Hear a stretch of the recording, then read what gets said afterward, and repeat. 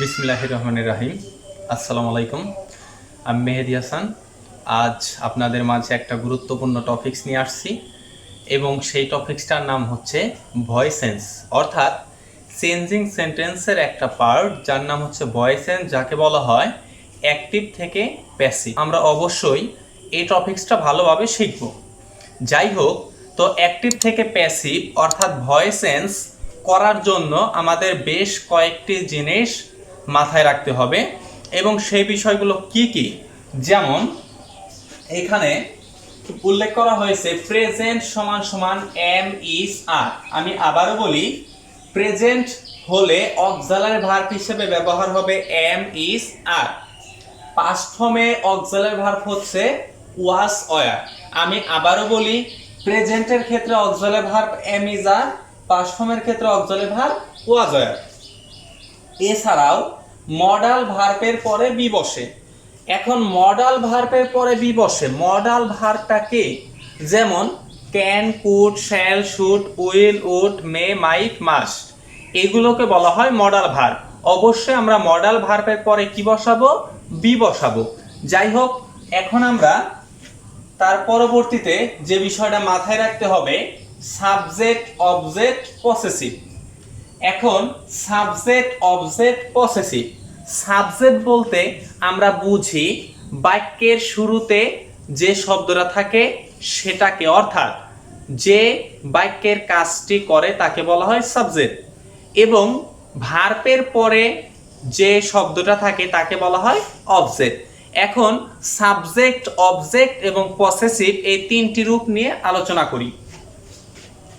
তো এখানে subject, object, possessive. I একটা সাবজেক্ট, আই এর অবজেক্ট হচ্ছে মি এবং পসেসিভ হচ্ছে মাই।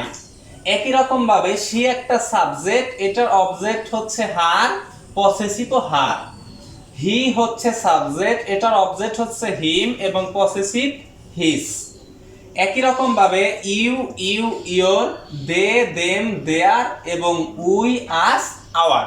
তার মানে এগুলো হচ্ছে অবজেক্ট, এগুলো হচ্ছে পসেসিভ আর এগুলো হচ্ছে সাবজেক্ট। অবশ্যই আমরা সাবজেক্ট, অবজেক্ট, পসেসিভ এই তিনটি বিষয় পূর্ণাঙ্গভাবে মুখস্থ করব। তো এখন যে কোনো ভয়েস চেঞ্জ করার জন্য মূল সূত্র অর্থাৎ বেসিক রুলস চারটি। সেই চারটি রুলস কি কি একটু মাথায় রাখি। প্রথমত, অবজেক্টকে সাবজেক্ট বানাতে হবে। আমি আবারও বলছি, অবজেক্টকে সাবজেক্ট বানাতে হবে। দ্বিতীয়ত, অক্সিলারি ভার্ব। এবং 3 নম্বরে PP of verb. PP of verb যাকে বলা হয় পাস্ট পার্টিসিপল অফ ভার্ব। এরপর বাই প্লাস সাবজেক্ট। অবশ্যই আমরা কিছু এক্সাম্পল ক্লিয়ার করলে বুঝতে পারবো সহজভাবে, একটু লক্ষ্য রাখি। যেমন এভরিওয়ান প্রেইজড হার। আমি আবারও বলি, এভরিওয়ান প্রেইজড হার। এই বাক্যে সাবজেক্ট হচ্ছে এভরিওয়ান, ভার্ব হচ্ছে প্রেইজড আর অবজেক্ট হচ্ছে হার।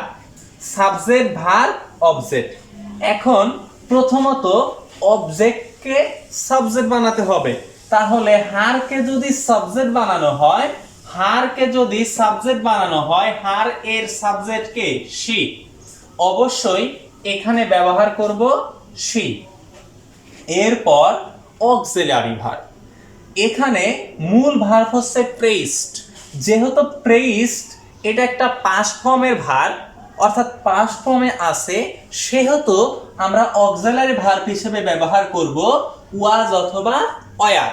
আমরা এখানে শি একজন হওয়ার কারণে ব্যবহার করব ওয়াজ। এরপর পিপি অফ ভার্ব। এখানে প্রেইজড এর পাস্ট পার্টিসিপল ফর্ম বানাতে হবে পিপি। এর ফলে আমরা এখানে লিখব প্রেইজড। আমরা জানি প্রেইজড এর প্রেজেন্ট হচ্ছে প্রেইজ এবং পাস্ট ফর্ম হচ্ছে প্রেইজড এবং পাস্ট পার্টিসিপল ফর্মও প্রেইজড। এরপর বাই প্লাস সাবজেক্ট। আমি এখানে লিখব বাই এবং সাবজেক্টটাকে এভরিওয়ান। আমি লিখব এভরিওয়ান।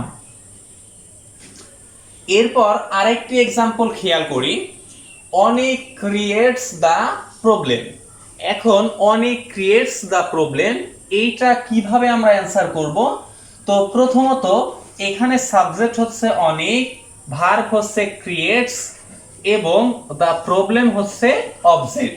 Subject, verb, object. এই ক্ষেত্রে প্রথমত অবজেক্টকে বানাতে হবে সাবজেক্ট।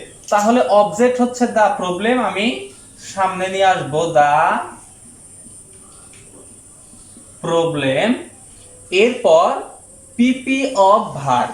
পিপি অফ ভার্ব বলতে এখানে আছে creates.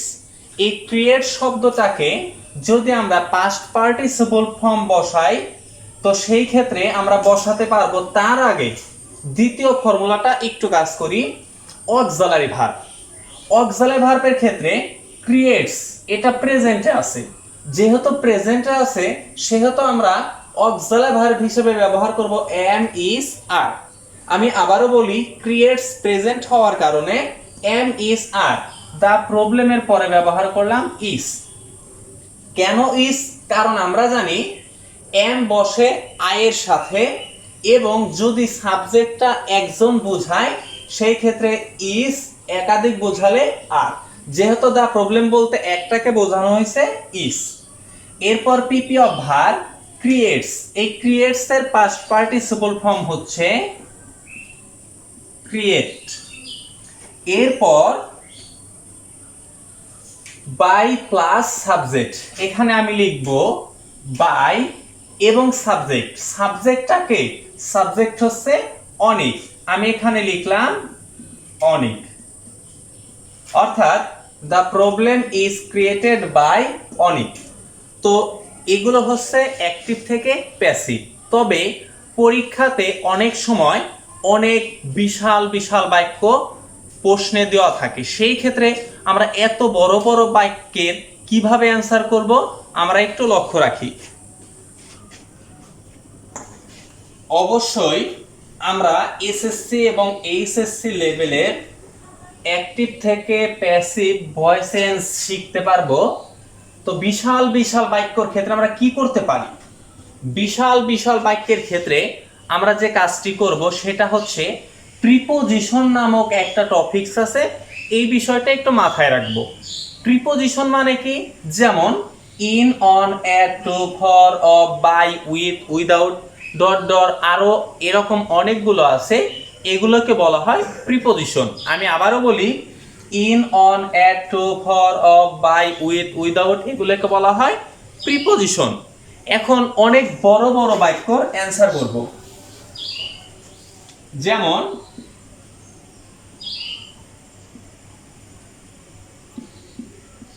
books introduce us to relearn our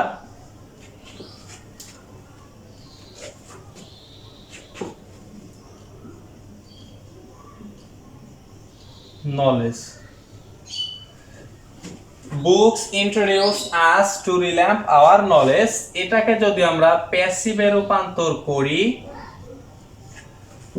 সেই ক্ষেত্রে একটু লক্ষ্য রাখি, books introduce us to revamp our knowledge, এই বাক্যকে প্যাসিভে রূপান্তর করতে হলে প্রথমত এই বাক্যের সাবজেক্ট হচ্ছে বুকস এবং ভার্ব হচ্ছে ইন্ট্রোডিউস এবং অবজেক্ট হচ্ছে আস।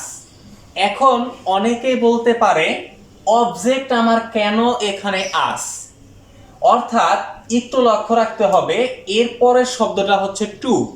টু হচ্ছে একটা প্রিপোজিশন, তার মানে প্রিপোজিশনের পূর্বের অংশটাকে, আমি আবারও বলি, এটা ভার্ব এবং এটা প্রিপোজিশন। প্রিপোজিশনের পূর্বের শব্দটাকেই আমরা বলতে পারবো অবজেক্ট। সেটা কি রকম? যেমন প্রিপোজিশন এখানে টু হওয়ার কারণে এখানে অবজেক্ট হয়েছে আস। যদি প্রিপোজিশন এখানে না থাকতো সেই ক্ষেত্রে অবজেক্ট কিন্তু আসকে ব্যবহার করা সম্ভব হতো না, সেই ক্ষেত্রে অন্যরকম কিছু একটা হইতো। যাই হোক, তো আমরা যেহেতু এখানে প্রিপোজিশন আছে তার মানে বুকস একটা সাবজেক্ট, ইন্ট্রোডিউস একটা ভার্ব এবং আস হচ্ছে একটা অবজেক্ট।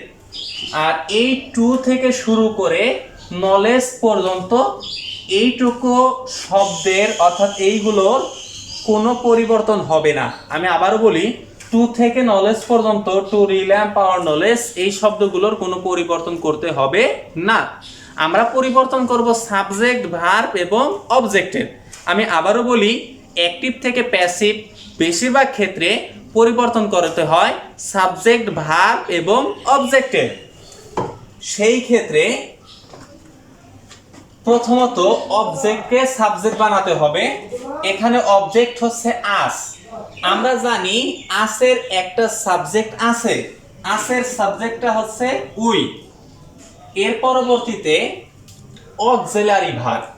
অক্সিলারি ভার্ব মানে এখানে ইন্ট্রোডিউস আছে, যেহেতু ইন্ট্রোডিউস এখানে আছে, এটা প্রেজেন্টে, প্রেজেন্ট হওয়ার কারণে এম ইজ আর, আমরা উই এর পরে ব্যবহার করব আর।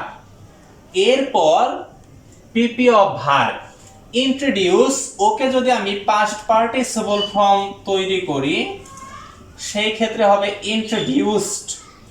এরপর বাই প্লাস সাবজেক্ট। এখন আমরা কি করব, বাই প্লাস সাবজেক্ট বসাবো। তবে এই যে প্রিপোজিশন যুক্ত যে অংশটা আছে, এই প্রিপোজিশন যুক্ত অংশটাকে আমাদের ব্যবহার করতে হবে অবশ্যই। আমি আবারও বলি, প্রিপোজিশন যুক্ত অংশটাকে ব্যবহার করতে হবে এই ভার্বের পরে। অর্থাৎ এখানে আমাদের আগে ব্যবহার করতে হবে টু রিল্যান্ড আওয়ার নলেজ। এখন আমাদের 4 নাম্বার ফর্মুলা, বাই, এরপর সাবজেক্ট, সাবজেক্টটাকে বুকস, আমি এখানে লিখব বুকস। আমি আবারও বলি, প্রিপোজিশন যুক্ত অংশের জন্য আমরা কি করব, ভার্বের পাস্ট পার্টিসিপল ফর্মের পরেই প্রিপোজিশন যুক্ত অংশটুকে বসাবো। এরপর বাদ বাকি কাজগুলো আগের মতোই। আমি বোঝার সুবিধার্থে আরেকটি এক্সাম্পল দিচ্ছি, একটু লক্ষ্য করি।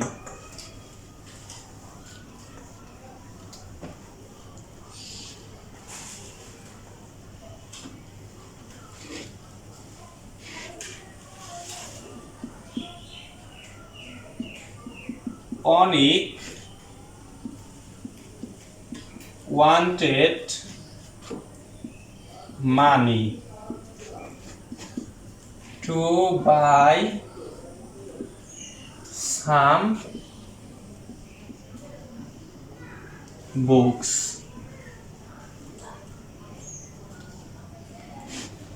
একটু লক্ষ্য রাখি, অনেক wanted money to buy some books. এখন এই বাক্যে সাবজেক্ট হচ্ছে অনেক, ভার্ব হচ্ছে ওয়ান্টেড, এবং অবজেক্টটাকে, যেহেতু এখানে প্রিপোজিশন আছে সেহেতু অবজেক্টটা হচ্ছে মানি, এবং টু থেকে শুরু করে বুকস পর্যন্ত এইটুকু কোনো পরিবর্তন হবে না। এখন প্রথমত যে কাজটি সেটা হচ্ছে অবজেক্টকে সাবজেক্ট বানাতে হবে। তাহলে মানি একটা অবজেক্ট, ওকে আমি সাবজেক্ট তৈরি করলাম।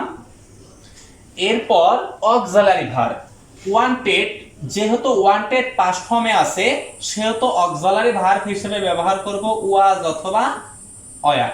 তো আমরা এখানে লিখলাম ওয়াজ। এরপর পিপি অফ ভার্ব, ওয়ান্টেড এটার past participle form wanted.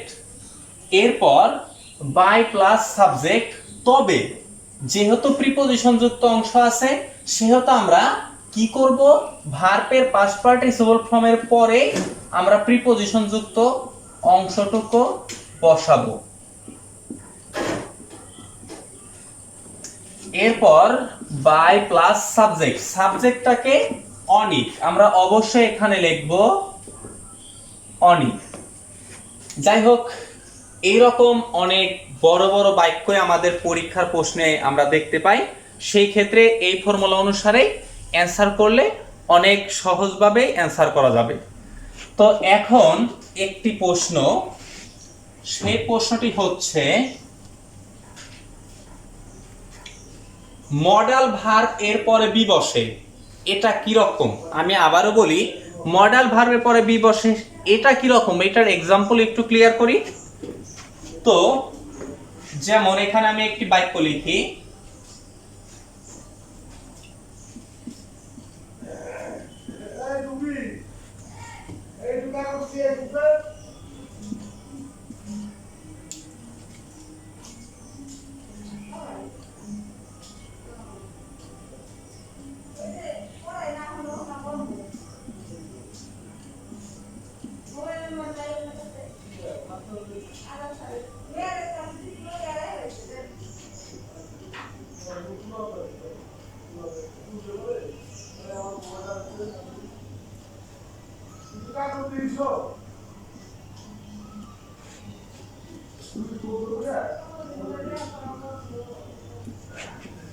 Rahim will create a heart.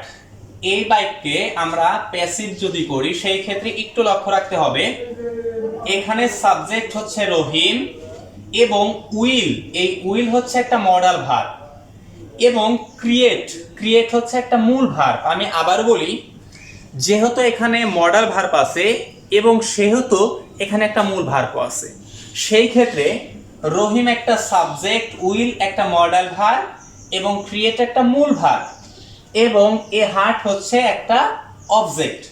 যাই হোক, এখন প্রথমত অবজেক্টকে সাবজেক্ট বানাতে হবে। আমরা লিখলাম এ হার্ট, এরপর অক্সিলারি ভার্ব। যেহেতু আমাদের এখানে অক্সিলারি ভার্ব আছে, আমরা লিখবো এখানে অক্সিলারি ভার্ব। কিন্তু এই অক্সিলারি ভার্বটা উইল হওয়ার কারণে, অর্থাৎ মডাল ভার্ব হওয়ার কারণে এরপর ব্যবহার করব বি। এর পরবর্তীতে পিপি অফ ভার্ব, এখানে ক্রিয়েটের পিপি অফ ভার্ব তৈরি করতে হবে। তাহলে আমরা লিখব ক্রিয়েটেড, এরপর বাই প্লাস সাবজেক্ট লিখবো আমরা বাই সাবজেক্টটাকে রহিম, আমি অবশ্যই লিখবো এখানে রহিম। তো এই হচ্ছে মডাল ভার্বের ফর্মুলা। তো যাই হোক, আজ আমরা অ্যাক্টিভ থেকে প্যাসিভ অনেকটাই বুঝতে পেরেছি। তো এই ফর্মুলা অনুসারে বাসায় প্র্যাকটিস করলে সম্ভব হবে ফুল মার্ক পাওয়া। তো এর জন্য আমরা অবশ্যই বাসায় প্র্যাকটিস করব। তো আজ এ পর্যন্তই, আপনারা সবাই ভালো থাকেন, সুস্থ থাকেন। আজ এ পর্যন্তই, সবার জন্য সুস্থতা কামনায় খোদা হাফেজ।